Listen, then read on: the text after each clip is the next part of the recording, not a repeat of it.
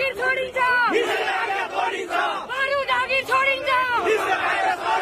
अब हजुर यो शिक्षक आन्दोलनमा एक्लो महिला शिक्षिका लडाकु जस्तो देखिनु भएको छ कि अग्रपंक्तिमा, त्यो पनि हैन, नारा लगाउँदै जोशका साथ। यो जोश कहाँबाट ल्याउनु भयो भन्नुस् त? यो त हामीलाई सरकारले उपलब्ध गराएको, अहिलेको परिस्थितिले यो जोश निकाल्न बाध्य बनाएको हो।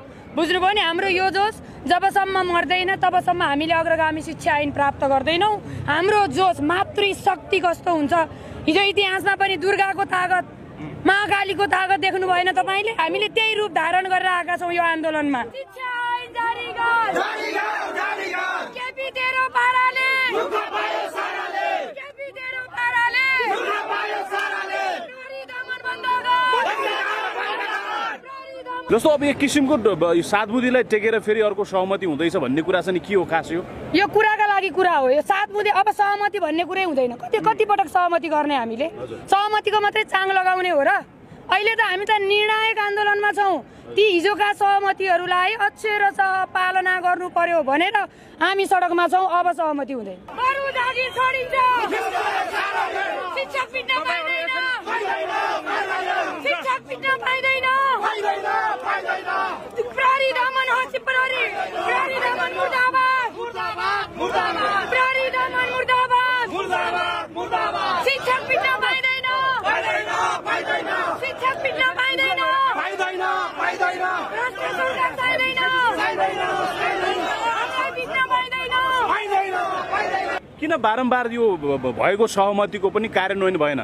यो चाहिँ नालायक सरकार। तपाईले गएर यो सरकार हाम्रा देशका सम्माननीय प्रधानमन्त्री केपी शर्मा ओलीलाई सोध्नुहोस्, किन उहाँले यो सहमति कार्यान्वयन गर्नु भएन? त्यसको उत्तर हामीसँग छैन।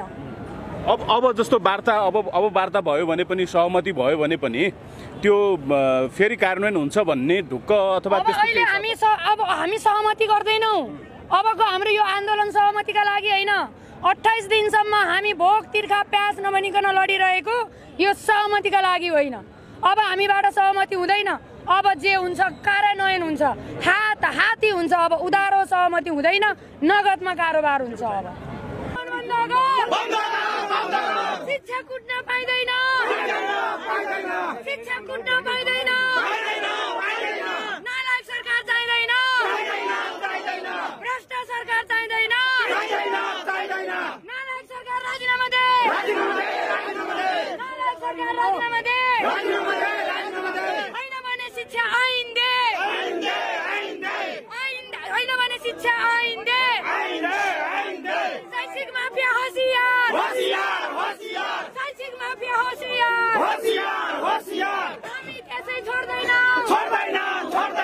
हामी त्यसै छोड्दैन,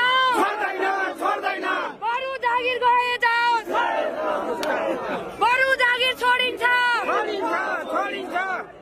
निषेधित क्षेत्र तोडिन्छ, बरु जागिर छोडिन्छ,